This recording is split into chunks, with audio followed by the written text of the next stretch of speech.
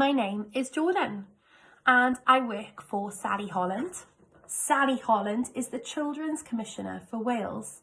It's Sally's job to make sure you get your children's rights. Children's rights are the things that you need to grow up feeling happy, healthy and safe. Today we are going to think about Article 7. I have the right to a name and to belong to a country. I want you to write your name on a piece of paper. You can write your name as big or as small as you want.